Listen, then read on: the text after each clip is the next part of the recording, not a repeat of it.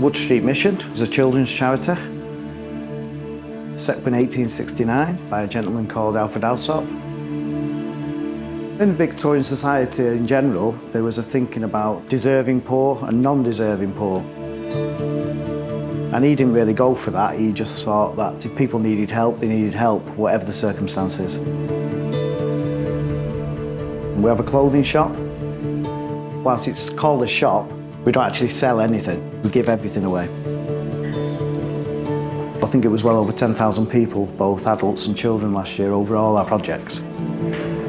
I think there's something like 55,000 children living in poverty in Manchester and Salford. So we're only touching, unfortunately, only a small amount of those.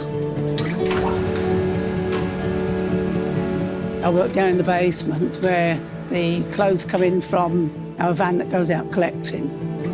And I sort those so they can be hung on rails and taken up to the shop for our customers.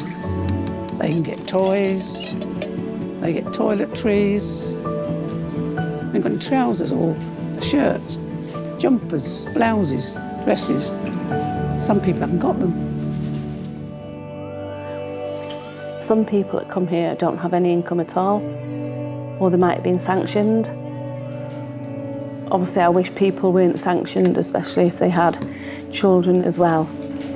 Expecting people to live and not have a certain amount of money to make sure they have adequate food and clothing, then I just think it's such a shame.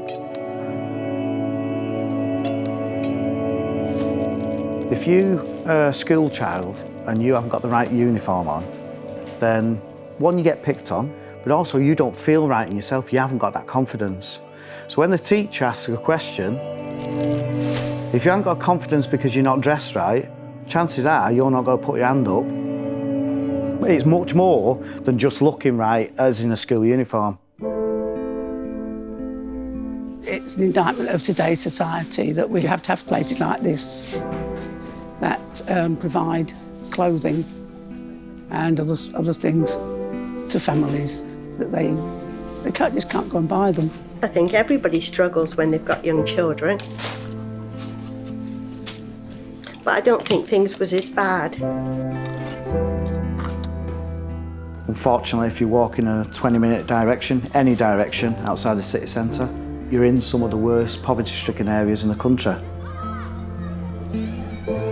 So a lot of our families that we see are staying in poor accommodation. Usually privately rented, damp walls, sometimes rodent infested.